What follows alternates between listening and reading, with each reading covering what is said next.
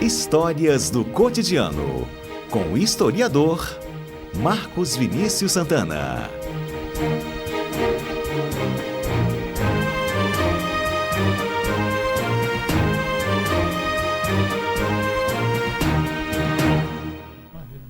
Marcos Vinícius Santana, historiador, está aqui conosco, conversando de tudo, né, Marcos? Tudo bem? Eu tô bem, tô meio triste que ninguém escolheu o mestre-sala dos mares.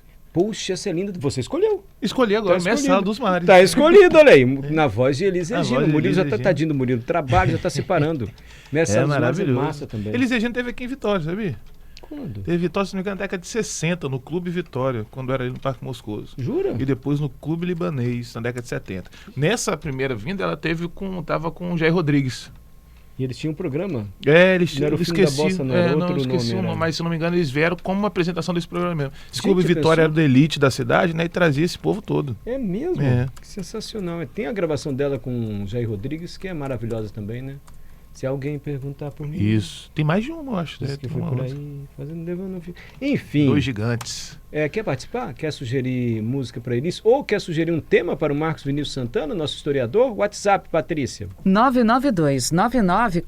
992-994297. Temos a história do Penedo hoje e da Cruz de Muribeca. Exatamente. Essas são duas lendas, Mário, que estão presentes no livro Lendas Capixabas, da Maria Estela de Novaes. Quem quiser aí, procura uma biblioteca pública, consegue achar com facilidade. É bom que você passa o tempo, né? Descobre várias curiosidades sobre o Espírito Santo. Eu separei duas para a gente falar, conversar, levar para o nosso povo, porque lendas, apesar de habitar ali entre a veracidade e o conto popular, de alguma forma diz e representa muito sobre a história, a cultura e principalmente como os antigos interpretavam alguns fenômenos, os fatos daquela época, né? Então é legal a gente se falar.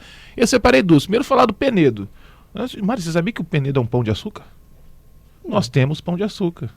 Lembra, né? O Penedo é o pão de açúcar, porque inicialmente pão de açúcar foi batizado no Rio de Janeiro, né? E isso aí é alusão a como o açúcar, quando ele era retirado, ele era colocado ele era transformado, né? Depois ali de amassado, a cana mesmo, sim, exatamente, ele era né? separado em um formato que ele lembrava um pão e era só de açúcar para poder ser transferido. E aí o pão de açúcar do Rio de Janeiro, que tinha um formato muito parecido, recebeu esse nome. E aí, com o passar do tempo, o povo da geologia batizou como pão de açúcar toda e qualquer, eu não sei exatamente como que é a definição, né? Mas toda e qualquer elevação rochosa que elas não faça parte de uma cadeia montanhosa, que ela esteja de alguma forma separada e naturalmente ela se costeira. Não é à toa que no Rio de Janeiro tem mais de um pão de açúcar, não é só Olha que aqui. interessante. Mas como a gente aprende com você. E aí, Então- quem falar que o Espírito Santo não tem pão de açúcar, fala o Penedo ali. Olha o que o Marcos está explicando. Pão de açúcar não é aquele monte específico rochoso do Rio de Janeiro. Toda formação que aparece do Neida assim, não está no meio de uma Isso, cordilheira não tem isolada. uma formação rochosa e naturalmente Tem que seja formato. litorânea também, né? Acho que tem isso. Uhum. Eu pedi até para quem souber e tiver essa exatidão de definição da geologia, manda aí pra gente. Então nós temos Mas um tem pão de isso, açúcar nós aqui, que é o temos nosso um pão de Penedo. açúcar, o nosso Penedo. Isso aí. Interessante, E cara. o Penedo em si, Mário, você sabia que ele já foi, por exemplo, um outdoor? Ah, sério? Sério. Você pega a foto antiga do Penedo e você vê lá escrito, por exemplo, Casa Santa Terezinha, compre tecidos aqui. Mas pintado no Penedo Pintado. figurava uma faixa? Não, pintado. Jura? Não é à toa que. Procure aí um lugar muito bom para você se achar fotos antigas do Espírito Santo. Eu sempre recomendo. Memórias Capixabas e fotos antigas do Espírito Santo no Facebook. O Fotos Antigas, eu peço desculpa, não lembro quem faz a coordenação, né? Mas o Memórias Capixaba é o Fábio Pirajá, que ele é radialista, Eu também ele tem conheço uma o Fábio rádio. Pirajá. Conhece, então? Foi o primeiro âncora da Rádio CBN. Exatamente. O cara, assim, totalmente antenado na história e cultura capixaba e ele dá as coordenadas ali na verdade? memória. Fábio Pirajá foi o primeiro âncora quando começou a CBN Vitória. De 9 a Exatamente. meio-dia. E hoje ele ainda faz algumas coisas de Acho que rádio tem na Clock FM, alguma coisa independente, ele ainda faz assim. ali. Tem uma voz linda, o Fábio Pirajá. Exato. E aí ele coordena esse grupo, grava alguns vídeos também de história do Espírito Santo no YouTube. E quem colocar lá Penedo vai achar o local escrito, né? Onde estava escrito, onde eles usavam como outdoor. E aí parece que na última pintura, a tinta que foi usada, ela meio que derreteu e ficou.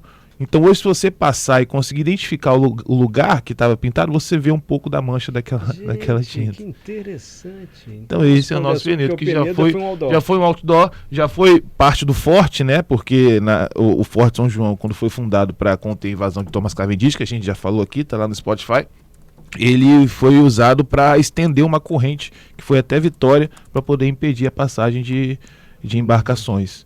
Né? Pregaram uma corrente no Penedo e outra aqui no Curva do Saldanha. Na Curva do Saldanha, exatamente. E ele, por ter essa imponência, Penedo vem de pedra também, não é à toa que em Alagoas tem uma cidade chamada Penedo, e tem esse nome porque a fundação dela foi sobre uma grande rocha, né? Então Penedo provavelmente tem alguma alusão à rocha. E essa imponência que ele tinha, ele era dotada de algumas sacralidades, as pessoas interpretavam que ele tinha uma sacralidade. Não à toa que até hoje alguns ainda têm o costume de que algumas embarcações que passam por ali jogam oferendas para o Penedo. Sério? Então joga uma moeda ou alguma coisa, e aí a oferenda que conseguir tocar o Penedo, a pessoa vai ter sorte pro resto da vida. Essa é uma das lendas e tradições. Pescadores, alguém que...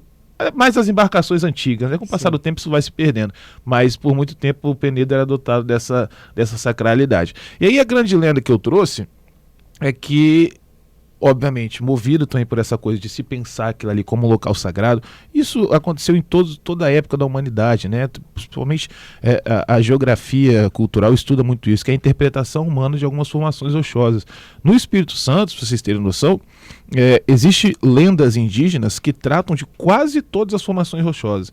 E se você fosse afastar um pouco da Baía de Vitória, você vê uma formação de um homem deitado, que seria o Mestre Álvaro, e existe toda uma narrativa daquilo ali, pegando mochoara, pegando a pedra dos dois olhos. Então existe uma grande representação em cima disso. E esse era o Penedo. E no livro da Maria Estela de Novaes, ela traz uma lenda, que eu trouxe aqui uma passagem, que ela diz: recordava-se uma velha escrava do que lhe contaram na infância. Muitas vezes, na quietude das ondas, na calma da brisa, ouvia-se a melodia dos sons de um búzio encantado, instrumento soberbo de um gênio residente, no misterioso palácio oculto no Penedo. Em determinadas horas, fendia-se o rochedo como talhado pelo relance de um raio ou espada invisível de um titã. Logo, o vulto semelhante a um príncipe intrépido e formoso caminhava sobre as ondas, chegava à praia belíssima, ainda intacta, pela ausência da civilização.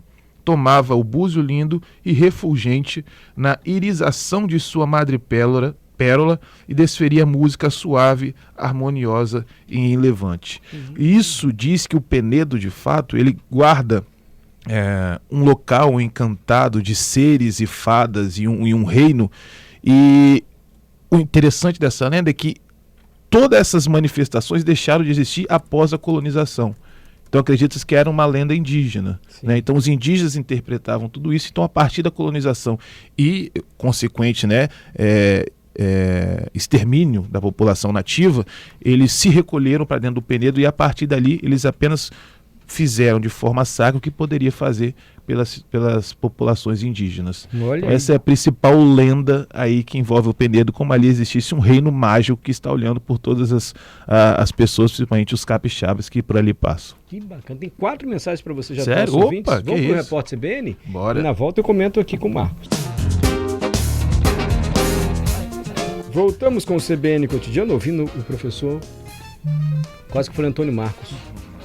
Marcos Vinícius Santana, historiador, está sempre conosco às segundas-feiras com histórias do Espírito Santo. Ele já falou do Penedo, que é um pão de açúcar. Pão de açúcar não é só aquele morro específico do Rio de Janeiro, é uma formação geográfica. E o Marcos explicou, no engenho antigamente, quando se extraiu o açúcar, ficava esse formato assim, como se fosse um pão de açúcar. E aí, onde há formações rochosas perto do litoral, que não estejam pertencentes a uma cordilheira, se refere a essa formação como pão de açúcar. A gente vai ouvir provavelmente um geógrafo ainda hoje, e ele vai explicar melhor se a gente está falando verdade ou não, né, Marcos? Mas eu acho que sim. Suzana mandou mensagem para você: amo muito esse Penedo. Ela gosta do Penedo, está aprendendo com você.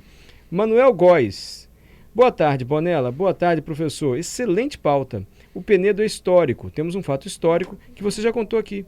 A vitória de Grimaldi contra o corsário de Thomas Cavendish, você contou, não foi? Isso. Excelente lembrança do livro da professora Estelinha, Lendas Capixabas, leitura obrigatória dos capixabas. Elogiando sua participação também. E o André Adalto está dizendo aqui pra gente que é geógrafo. Ele se identifica como geógrafo E ele diz que em Fradinhos, a Pedra dos Dois Olhos Aí. também é um pão de açúcar. E a Juliana Morgado recebeu a mensagem do André, não é Adalto não, André Adicto, e a Beatriz Eleodoro já entrou em contato com ele. Olha como nossa produção é rápida. E o André já está na linha agora e vai falar com a gente. Oi, André, tá me ouvindo? André? Ah, caiu a ligação. Daqui a pouco ele complementa. Mas ele está dizendo que a Pedra dos Dois Olhos também é um pão de açúcar. Parece Aí. mesmo. Parece, Porque formação algo também, né? isolado assim é. Um pouquinho mais. E o curioso é que a Pedra dos Dois Olhos, quando a gente pega, por exemplo, relatos de viajante, ela era mais relatada do que o próprio Penedo.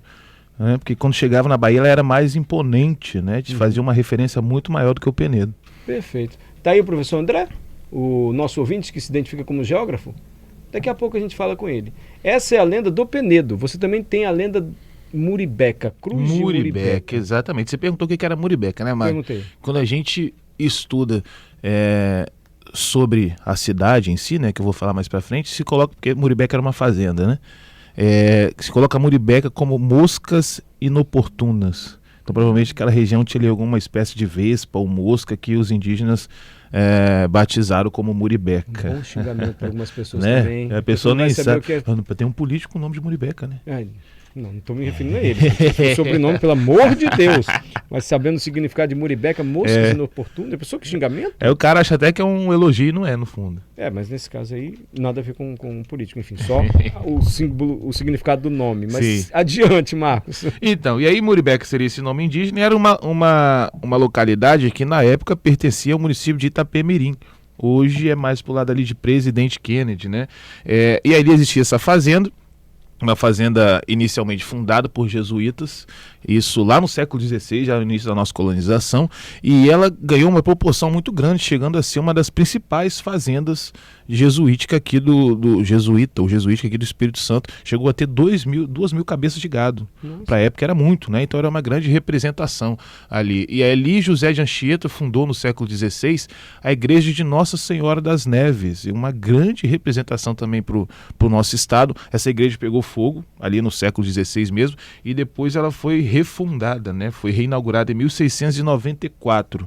E é lá que existe todo mês de agosto a festa de Nossa Senhora das Neves. É uma festa gigante, tá, Mário? Não sei se você conhece, o povo que está ouvindo a gente aí. É uma festa, assim, em louvação, obviamente, a Nossa Senhora das Neves, mas você vê a devoção do povo, de pessoas que saem, por exemplo, do norte do Espírito Santo, do norte do Rio de Janeiro, e todo canto do Espírito Santo para ir para lá. Vamos falar com o nosso professor agora? Vou ter que interromper você, Muribeca. Problema nenhum, depois a gente volta. Problema? Sim, não. Então vamos lá, o André, deixa eu ver o sobrenome do Adicto. Professor André, tudo bem? Tudo bem, Bonella? Obrigado. Boa tarde. Obrigado pela audiência, em primeiro lugar. O senhor é geógrafo? Sim, eu na verdade sou professor, né? Licenciado pela UFES em Geografia. Perfeito. E essa explicação do Marcos aqui do Pão de Açúcar eu desconhecia. Para você deve ser comum isso, né? Sobre Pão de Açúcar. Pois é, muito comum. Quando eu vou dar aula, eu explico isso para os meus alunos, né? Eles ficam assim, eu achei que Pão de Açúcar era só no Rio de Janeiro. Mas não, na verdade, essa formação, como ele falou, tem a ver com a forma, né, do relevo. A forma e a origem, né? Porque tem que ser um relevo antigo, né? Um relevo desgastado, que a gente chama de com topo arredondado, com formato mamelonar, né? Ele pode estar sozinho, isolado, como ele disse, ou pode estar junto, né, com outros próximos ali. No caso do Pão de Açúcar, tem o Morro da Urca, o Pão de Açúcar e o Cara de Cão, que são 3 pedras que são pães de açúcar, que estão ali próximos um do outro. E aqui a gente tem a Pedra dos Dois Olhos, que também pode ser considerada, né? Mesmo ela não estando ali em torno ali da Bahia, ela também pode ser considerada, porque ela tem um formato bem semelhante, né? Bem arredondado. Entendi. Professor, nós não somos especialistas como o senhor, sabemos ou ouvimos explicações de que uma ilha que aparece no oceano, por exemplo, é a ponta de uma montanha. Então tem uma cordilheira submersa, a ponta da montanha forma aquela ilha ali no meio do mar. Agora, um Pão de Açúcar, como o Penedo, ele não faz parte de uma cordilheira, não é? Ele está meio que sozinho ali no mundo. Como é que se explica o surgimento dessa formação rochosa? Um vulcão explodiu, o que foi? Na verdade, aqui, inclusive, Vitória, né? A gente tem uma ligação com a ilha de Trindade. Sim. Não sei se Inclusive já uma sugestão, né, para estar se falando aí no programa, né, porque a Ilha de Trindade é como se fosse um ponto que marca o final de uma cordilheira, né, que a gente tem uma cordilheira que data do período pré-cambriano, né, bilhões de anos atrás, ou seja, relevo bem antigo, e que passa por essa parte, né, por baixo do oceano. Sim. E vai até essa região da Ilha de Trindade. Então, essas formações que a gente tem de Pão de Açúcar, de cristalino aqui no nosso litoral, essas arredondadas, são bem antigas, datam dessa época aí. Tá, agora como é que surgiu assim o Penedo? Por que ele é tão alto assim, do Neida, no meio, tem uma formação rochosa alta assim? Na verdade, essas formações, elas já um dia, nessa época, né, passada, elas foram formações vulcânicas, né, há bilhões de anos atrás. Então elas tiveram uma altitude bem mais elevada e um formato bem mais pontiagudo. Só que com o passar do tempo, né, que a gente chama as ações das intempéries, né, intemperismo, ela foi sendo sedimentada, foi sendo desgastada, né, por processos erosivos, processo de abrasão marinha, né, o próprio vento, o sol, a própria vegetação do entorno também faz seu papel e vai desgastando e vai fazendo esse formato. Perfeito. Mas no passado já foi maior, com certeza. O nosso historiador e comentarista, o Marcos Vinícius, tem uma pergunta para você, tá? Beleza. Professor, boa tarde, muito obrigado pela sua participação. Boa tarde. Eu teria uma dúvida. Quando a gente passa, por exemplo, ali no litoral de Itapemirim, que até já pegando um gancho do que a gente vai falar ali futuramente, né? A gente vê várias formações desse jeito, bem parecidas. Inclusive até no Movimento agora sábado teve uma matéria. Por exemplo, a gente passa ali no litoral, chegando no Marataí, já dá para ver, por exemplo, o Frade e a Freira e outras formações rochosas que também são pontiagudas e relativamente afastadas.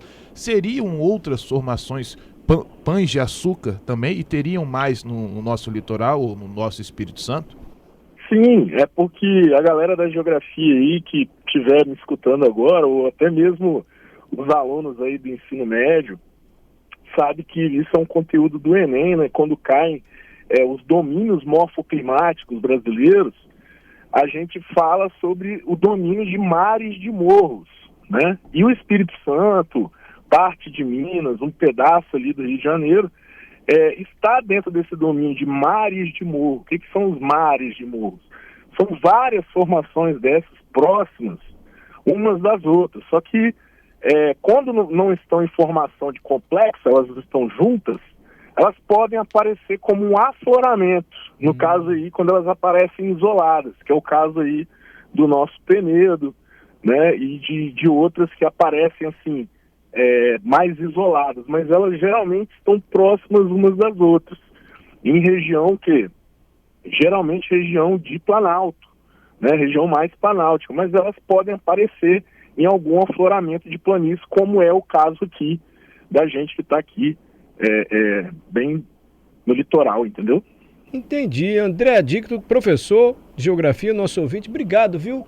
Pela mensagem, por essa entrevista aqui no programa, por contribuir com o quadro aqui do Marcos. Eu que agradeço esse programa maravilhoso que traz cultura pra gente em plena segunda-feira à tarde. Ah, que bom, professor. Obrigado, viu? Valeu, elogio pro Marcos Santana, historiador, que está toda segunda com a gente. André, maravilha. Obrigado. Um abraço. Que legal, hein, a participação dele. Não temos um pão de açúcar, temos vários. Temos vários pães de açúcar. O Padre Adelso mandou mensagem também, corroborando o que você disse. Sua bênção, Padre Adelso, estava sumido, não pode ter atividades. Ele mora no Rio, você sabe. Né? Padre, sua bênção.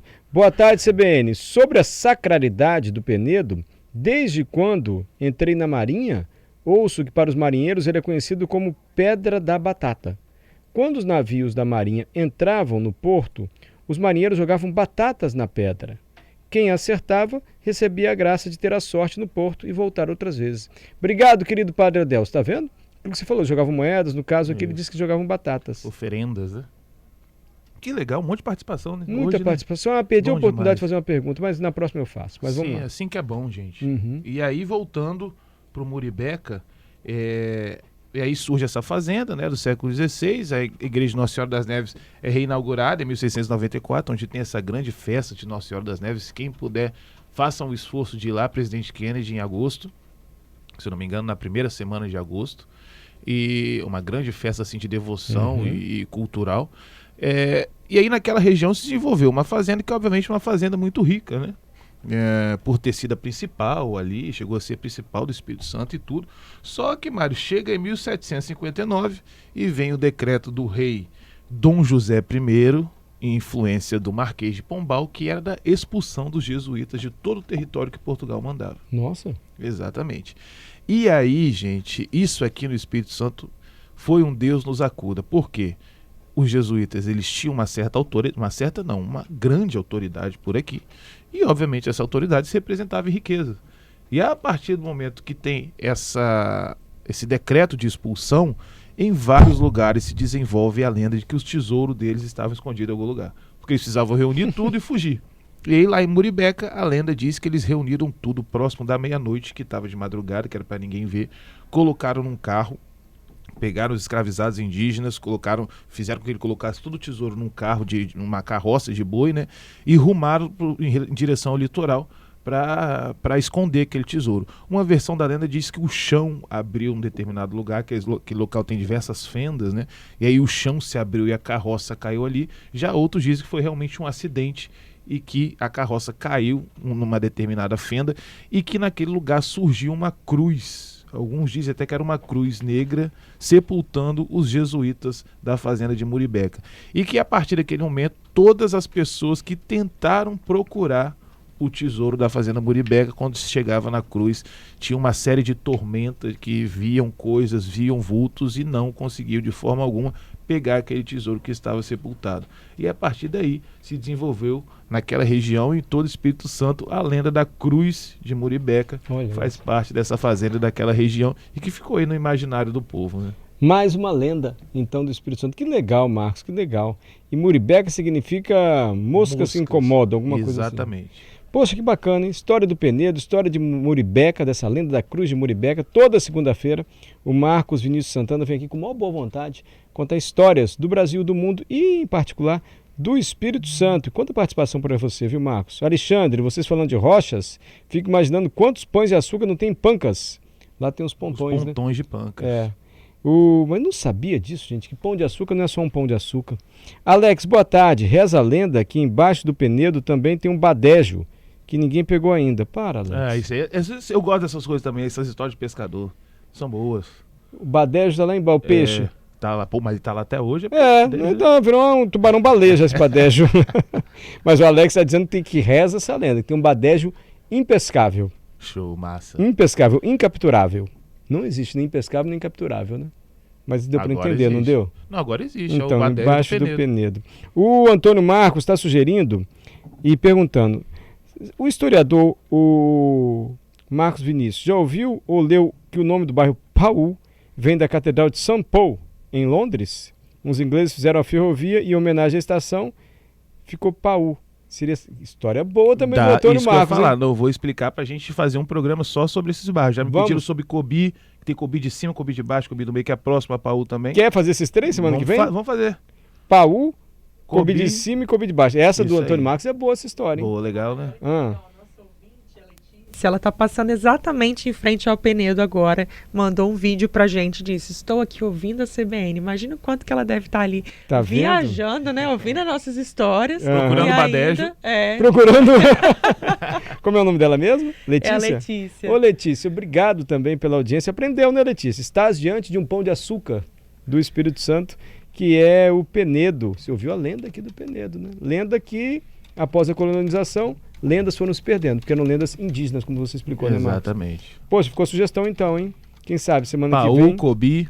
Paul, Cobi de baixo, Cobi de cima. Vamos ver até mais um, né? Dá pra fazer uns três. Origem desses bairros. Né? São Torquato, é perto, é próximo ali. E agradeço a todo mundo que participa do CBN Cotidiano.